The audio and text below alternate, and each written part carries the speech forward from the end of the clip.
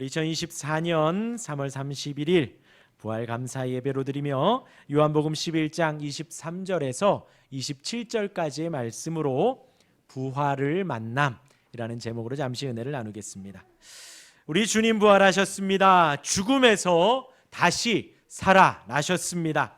지금도 살아계셔서 하나님 보좌 우편에서 우리를 위해서, 여러분들을 위해서 기도하고 계십니다. 부활 후 승천하셔서 약속대로, 예수님은 이 땅에 계시지 않습니다.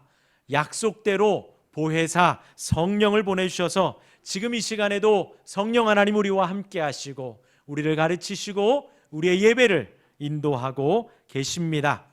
하나님께서, 성령 하나님께서 여러분들의 마음 눈을 두드리실 때에 아멘으로 활짝 여시기를 바랍니다.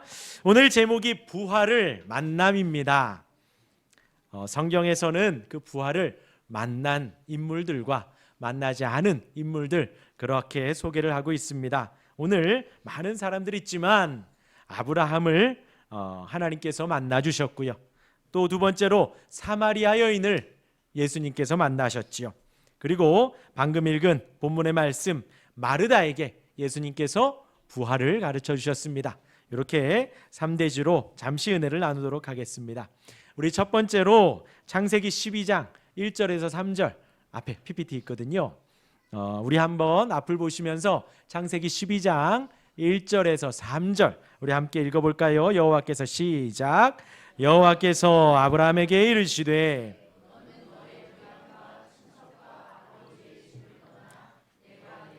보여줄 땅으로 가라. 내가 너로 큰 민족을 이루고 내게 복을 주어 내 이름을 창대하게 하리니 너는 복이 될지라. 너를 축복하는 자에게는 내가 복을 내리고 너를 저주하는 자에게는 내가 저주하리니 땅의 모든 족속이 너로 말미암아 복을 얻을 것이라 하신지라.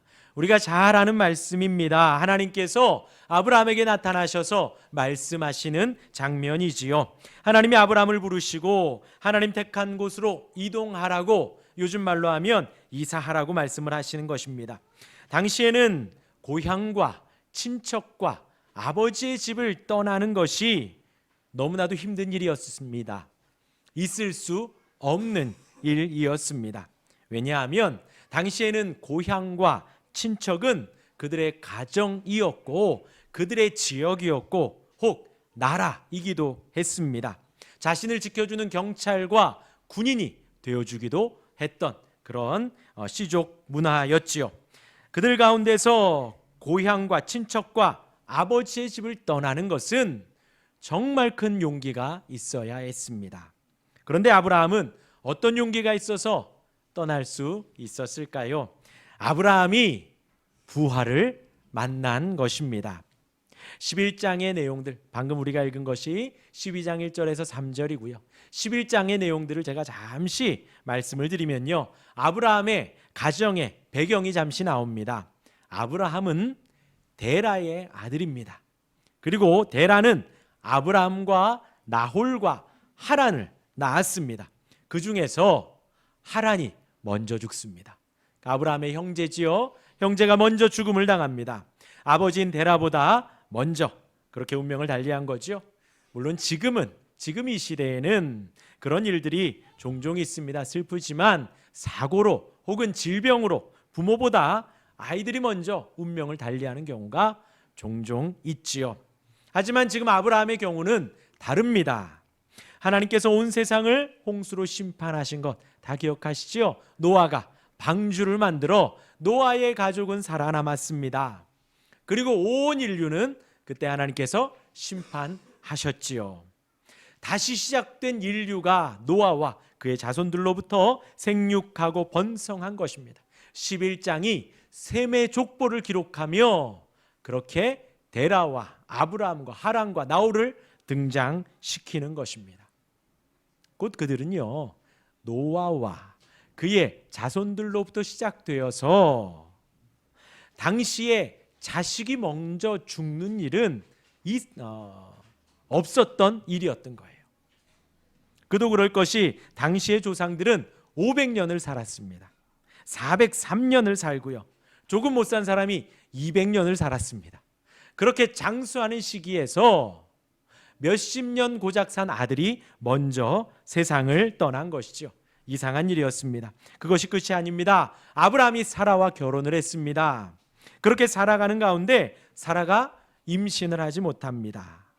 셈의 족보, 누가 누구를 낳고 누가 누구를 낳고 계속해서 생육하고 번성하는 사건들이 나오는데 그 가운데서 아브라함과 사라는 결혼했지만 아이를 낳지 못합니다. 그것도 지금의 상황에서는 거의 이상한 것은 아닙니다. 요즘 같은 경우 일부러 아이를 낳지 않기도 하고 혹은 질병으로 아이를 못 가지기도 합니다. 그것이 지금 흠이거나 어려운 일도 사실 아니고요. 부끄러워하거나 위축되거나 하지도 않습니다. 요즘에는요. 그런 일들이 많이 있으니요. 그런데 우리가 아브라함 입장에서 생각을 해보면요.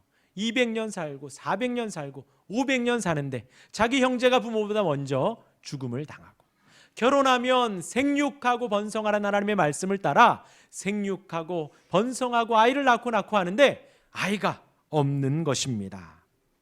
본인도 이해가 되지 않고 주변 사람들도 이해가 되지 않는 것이죠. 그러한 일은 있지 않았으니까요. 저 집안은 하나님이 저주했나 보다. 죽음이 임했네. 저 집안은 무자하니 하나님이 분명 함께하지 않는구나. 그렇게 주변에서 말을 했을 법도 하지요. 아브라함의 마음은 어땠을까요? 매우 절망적이었을 것입니다. 자기 형제가 먼저 생을 마감하고 자기가 뭔가를 잘하고 잘못한 것 알지도 못하겠는데 사라와의 사이에서 아이가 없는 것이지요. 슬프고 괴로우며 혹 타인들에게 손가락질 당하고 모욕을 당하기도 했을 것입니다. 아브라함이 자존감도 낮았을 것이고요. 세상을 살아가는 자신감도 없었을 것입니다. 인생의 소망이 없겠지요.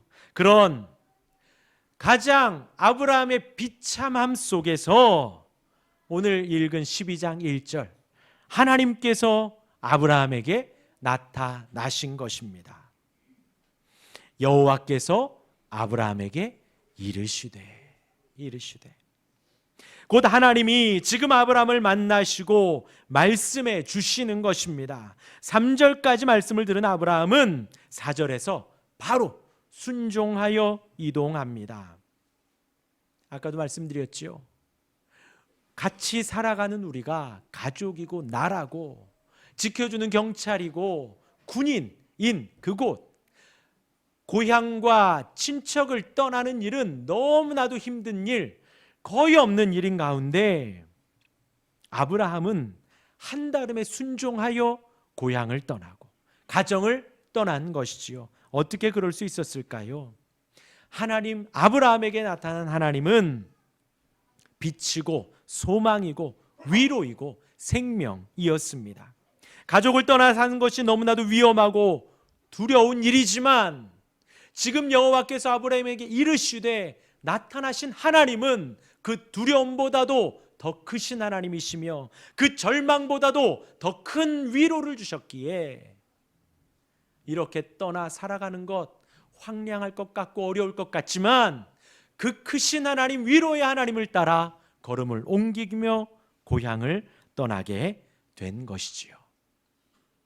아브라함이 부활을 만난 것입니다. 이어서 두 번째로 사마리아 여인이 부활을 만납니다. 우리 요한복음 4장 25절과 26절 우리 앞을 보시며 한번 읽어볼까요? 시작. 여자가 이르되 메시아 곧 그리스도라 하는 이가 오실 줄을 내가 아노니 그가 오시면 모든 것을 우리에게 알려주시리이다. 예수께서 이르시되 내게 말하는 내가 그라 하시니라. 예수님께서 공생의 사역을 시작하셨습니다. 그리고 제자들과 함께 사마리아로 굳이 가셨습니다. 제자들은 먹을 것을 구하러 갔고요. 예수님은 우물 곁에 앉아서 한 여인을 기다립니다. 그때 이 사마리아 여인이 예수님께 나아옵니다. 예수님과 여인의 대화가 요한복음 4장에서 나와 있습니다. 이 4장의 기록을 통해서 보면 이 여인은 평소에 신앙생활을 하고 있었습니다. 그런데 바르게 하지는 못했었던 거예요. 사마리아 여인, 그의 아버지 조상들로부터 내려오는 그 복음을 듣고 신앙생활을 했었지만 잘 알지는 못했었던 것입니다. 또한 예수님과 이 여인과의 대화에서 알 수 있는 것은 이 여인은 남편이 많았다라는 것입니다. 적어도 한 6명 정도 있어서 5명이 지나갔고 사별을 했는지 이혼을 했는지 헤어졌는지 어떤 일인지는 나오지 않지만 5명이 지나가고 지금 살고 있는 남편이 있다는 것입니다. 그런데 예수님은 말씀하시기를 지금 있는 자도 내 남편이 아니니 라는 거예요. 곧 뭐예요? 지금 6번째 남편과 살고 있지만 이 여인이 이 남편을 남편으로 생각하지 않고 정말 남편으로 생각을 하고 남의 편으로 생각하고 있다는 것이죠. 여기 계신 분들 중에도 그런 분은 안 계시겠지요. 예수님이 여인에게 한 것입니다. 지금이 주님 아닌 것 같아요. 그런 분 안 계시겠지요. 지금 예수님이 이 여인에게 한 것입니다. 그러자 지금 있는 남편도 내 남편이 아니다. 그러자 이 여인이 말을 한 거예요. 그제서야 이 여인이 예수님에게 마음 문을 조금 열고 내가 보니 선지자로소이다 하면서 예수님께 이제서야 마음을 열고 조금씩 다가간 것입니다. 정리하면요, 이 여인은 예수님을 만나기 전까지는 살았지만 죽었던 사람인 거예요. 어릴 때부터 하나님의 말씀을 들었지만 온전한 신앙 교육을 받지는 못했던 것입니다. 다만 기억하는 것은 메시아가 올 것이다. 구원자가 올 것이다. 그 정도는 알고 있었다는 것이죠. 그리고 또한 이 여인은 가정생활에서 죽었었습니다. 남편으로부터 사랑을 받아야 하지만 그 많은 남편이 지나가며 사랑해 준 사람이 없었던 것이고, 또 아내로서 남편을 영적 가장으로 세우며 순종해야 하지만 그런 믿음의 삶을 만나지 못했다라는 거죠. 우리가 소망하고 기도하는 그 믿음의 가정, 믿음의 부부가 되지 못했던 것입니다. 그러다가 오늘 본문에 우물을 들어갔다가 예수님을 만나고 부활을 만난 것입니다. 이 여인은 예수님과 대화 가운데 복음을 접하고 은혜를 받은 것입니다. 하나님은 예수님, 이 메시아이신 하나님은, 내가 지금 대화하는 이 예수님은 내 모든 것을 알고 계시고 내 상처를 아시며 나를 용서해 주시고 용납해 주시는 분이시구나, 나의 진정 구원자이시구나 고백을 했던 것입니다. 그 다음 행동이요, 오늘 본문 말씀 따라 그 다음 행동은 이 여인은 들고 왔던 물동이도 버리고, 물동이가 생명줄이거든요. 그들에게는 우물을 뜨고 가서 집에서 그걸로 생활해야 되는데 그 물동이도 버려두고 돌아가 내가 메시아를 만났다, 내가 그리스도를 만났다 전파했던 것입니다. 그리고 사람들을 데려와서 예수님께 더 가르쳐 주십시오 하고 예수님이 사마리아 고을에 이틀을 더 유하시는 것입니다. 이 여인은 부활을 만나 다시 살아나고 부활을 만나 삶이 다시 생명을 얻은 것입니다. 세 번째입니다. 오늘 본문이죠. 예수님이 마르다에게 말씀을 하시는 장면입니다. 마르다는 지금 오라버니 나사로의 장례를 치르는 중입니다. 나사로가 병이 들었지요. 병이 들었기 때문에 사람을 보내서 예수님이 좀 오셨으면 좋겠다, 예수님이 지금 거의 죽어갈 것 같으니 예수님 오셔서 좀 고쳐주셨으면 좋겠다 하고 예수님께 소식을 알렸습니다. 그런데 예수님 바로 오지 않으십니다. 일부러요. 하나님의 영광을 나타내시기 위해, 부활을 가르치시기 위해 예수님 바로 이동하지 않으시고 나사로가 죽고 무덤에 장사되어 장례를 치르는 중에 지금 예수님이 오신 것입니다. 그리고 마르다가 예수님을 맞이합니다. 그러자 예수님 하신 말씀이 23절입니다. 우리 23절 오늘 본문인데 우리 한번 같이 읽어볼까요? 23절입니다. 시작. 예수께서 이르시되 내 오라비가 다시 살아나리라. 예수님이 선포하신 거지요. 그러자 마르다가 마지막 날 부활의 때에는 다시 살아날 줄을 내가 알고 있습니다. 여러분, 오늘 우리가 기념하며 감사하며 드리는 예배가 부활 감사 예배입니다. 예수님이 십자가에 죽으셨지요. 다시 살아나셨습니다. 죽으셨는데 다시 살아나셨습니다. 부활의 첫 열매인 것입니다. 그리고 마지막 때, 예수님 다시 오신 그 마지막 때에는 하나님의 택한 백성들, 하나님의 자녀들이 육체가 이렇게 다시 살아날 것입니다. 우리가 죽으면요, 바로 천국과 지옥이 나뉩니다. 어딘가에 머물러 있지 않습니다. 어떤 공간이나 시간이 있지 않습니다. 우리의 육신의 목숨이 다해가면, 끝나면 우리는 천국에 가고 지옥에 갑니다. 그 기준은 언제나 예수 그리스도입니다. 예수님이 우리 마음 안에 계시고, 예수님이 나의 생명이시고 나의 부활이시고 나의 사랑이시고 나의 믿음임을 고백하는 이들은 천국에 갑니다. 그러나 그렇지 않은 이들은 지옥에 가게 되어지지요. 그리고 우리 육신은요, 무덤에 묻힙니다. 매장이 되지요. 저희 할아버지 돌아가셨을 때에도 대구에서 이렇게 꽃가마 타고 매장되셨습니다. 그렇게 매장이 되고요. 요즘에는 거의 화장을 하고 그 화장된 유골을 이렇게 뿌리기도 하고요. 뭐 바다에다가 혹은 산에다가 이렇게 묻기도 하죠. 그것이 우리의 육신입니다. 그런데 그 육신이 흙이 되고 훼손된 육신이 다시 살아난다는 거예요. 그것을 부활이라고 합니다.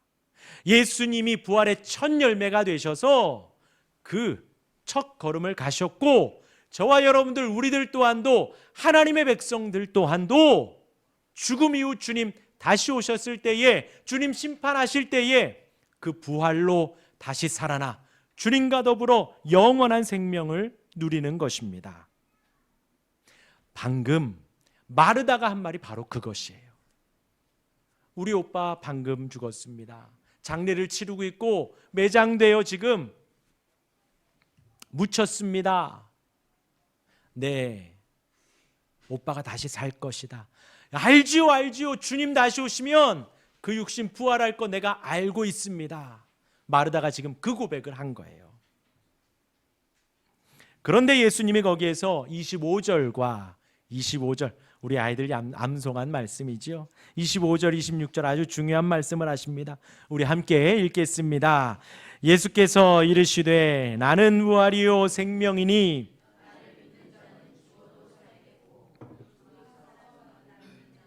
영원히 죽지 아니하리니 이것을 내가 믿느냐.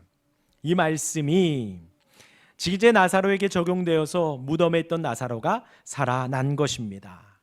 그리고 마르다의 믿음이 더 성장한 것입니다.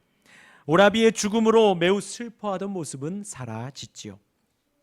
가정에 힘겨운 일들이 한 번에 처리되었습니다. 그리고 그의 부활에 대한 반쪽 믿음은 이제 온전하여졌습니다. 부활은 죽음 이후에 주님 다시 오시면 있는 그 먼 일인 줄 알았는데 그것이 아니라는 것입니다. 예수님의 명령 앞에 나사로가 살아나고 예수님의 가르침 아래 마르다의 믿음이 부활을 만난 것입니다. 근데 지금 이 나사로가 살아난 것은 부활이라고 하지 않습니다. 소생이라고 해요. 다시 생명을 얻은 것뿐이지 부활이라고 하지 않습니다. 아까 말씀드린 대로 부활은 우리 육신이 다시 살아나는 거예요. 누구처럼요? 예수님처럼요. 그리고 지금 이 마르다는요, 무릇 살아서 나를 믿는 자는 영원히 죽지 아니하리니 이 말씀을 부활을 만난 거예요. 무슨 말씀일까요? 저와 여러분들 살아 있습니다. 호흡하시지요. 물을 드시지요. 식사하시지요. 살아 있습니다. 살아서 나를 믿는 자는 영원히 죽지 아니하리라 하여서 영생불사를 주장하는 이단들이 있습니다. 이 말대로 믿으면 죽지 않는다 하여서 있어요. 그런 사람들이. 그런 이단들이 있습니다. 죽지 않고 영원히 살 수 있다. 그러나 우리는 저는 지금 그것을 말씀드리는 것이 아니에요. 예수 믿으면 영원히 살 수 있습니다. 육신이 영원히 삽니다. 저는 지금 그것을 말씀드리는 것이 아니라, 살아서 예수님을 믿는 사람들은 우리 마음 안에 영혼이 살아납니다. 영혼이 살아나 예배를 하고 싶고, 영혼이 살아나 하나님의 말씀을 보고 싶고, 찬양하고 싶고, 기도하고 싶고, 예배하고 싶은 것입니다. 살아계신 하나님이 믿어지고, 하나님이 내 안에와 하나님과 더불어 교제하며 교통하며 그 부활의 주님을 바라게 되는 것입니다. 마르다 입장에서 한번 생각해 보겠습니다. 오빠의 죽음을 가지고 장례를 치렀습니다. 투병 중이지만 젊은 오빠의 죽음이 마르다를 힘들게 했을 것입니다. 그런 마르다에게 죽음 이후의 소망, 주님 다시 오실 때의 부활의 은혜는 있지만, 어떻게 해야 될까 할 때에 그 아쉬움과 서운함, 정말 힘들지요. 그럴 때에 예수님의 부활의 가르침을 듣고 마음 안에 영혼이 살아나는 것이지요. 예수님을 기뻐하고 그 말씀을 사모하고 사랑하는 것입니다. 제가 오늘 말씀드리고 싶은 부분이 바로 이 말씀입니다. 저와 여러분들이 생존해 있는 이 순간, 호흡을 하는 이 순간, 하루하루 가운데 부활을 만날 수 있기를 주님의 이름으로 축원합니다. 그것은요, 나는 권사고, 나는 장로고, 나는 나이가 많고 신앙생활을 오래 해왔기 때문에 부활 상관없어, 그것과 아무 상관없습니다. 우리는 날마다 부활의 주님을 만나야 합니다. 나이 드신 분들도, 우리 가장 어린, 그곳에 가장 어린 아이가 하준인가요? 우리 하준이일지라도 날마다 부활의 주님을 만나는 거예요. 선규가 있군요. 우리 선규가 어디 있지요? 오늘 벌꿀처럼 입고 왔는데, 가장 어린 선규라 할지라도 부활의 주님이 만나 주셔야 합니다. 몸이 편찮으시더라도 부활의 주님이 만나 주시고요, 몸이 아플지라도 부활의 주님이 만나 주시는 거예요. 우리의 육신은 날로 쇠해지지만 우리의 영혼은 나날이 다시 거듭나고 거듭나는 것입니다. 그것이 부활을 만나는 거예요. 내 마음이 예수님을 의지하고 예수님을 바라보고 예수님을 소망합니다. 부활을 만난 사람입니다. 지금도 우리 주님은 여러분들 마음속에 부활로 오셔서 마음 문을 두드리십니다. 그런 마음을 활짝 열고 영접하시고 아멘 하실 수 있기를 바랍니다. 우리의 마음이 살아납니다. 주님을 만난 그 기쁨과 감사와 은혜와 생명의 시간들이 찾아옵니다. 주님께서 위로해 주십니다. 이것이 바로 영원히 죽지 않는 은혜, 부활의 은혜입니다. 우리의 육신은 죽을 수 있습니다. 그러나 내 마음에 주님을 예배하고 주님을 바라며 주님이 주신 그 은혜와 사랑은 영원합니다. 그리고 그 영혼이 주님을 만나 우리가 누렸던 이 땅의 부활의 기쁨에 100배, 1000배의 더 큰 은혜로 보답해 주십니다. 오늘 말씀드린 아브라함이 부활을 만났고 사마리아 여인이 부활을 만났습니다. 부활 감사 예배를 드리며 여러분들에게 마지막 권면드립니다. 첫 번째, 부활, 예수님이 죽음에서 부활하신 것처럼 우리도 육신의 죽음 이후에 예수님 다시 심판주로 오실 때에 우리의 육체가 부활한다는 소망으로 살아가시기를 바랍니다. 또한 두 번째, 부활을 만나시길 바랍니다. 아브라함을 만나셔서 그 영혼이 부활하여 고향을 떠나고 가족을 떠난 것처럼 부활의 은혜로 살아가시길 바라고, 사마리아 여인을 만나셔서 그 사마리아 여인이 예수님을 전하고 증거했던 삶을 살았던 것처럼 그러한 인생을 사는 우리가 되시기를 간절히 바랍니다. 그 부활을 온전히 만나고 오늘 예배 오신 모든 분들의 마음과 가정과 인생 속에 그 부활의 은혜로 가득하시길, 충만하시길 주님의 이름으로 축원합니다. 아멘.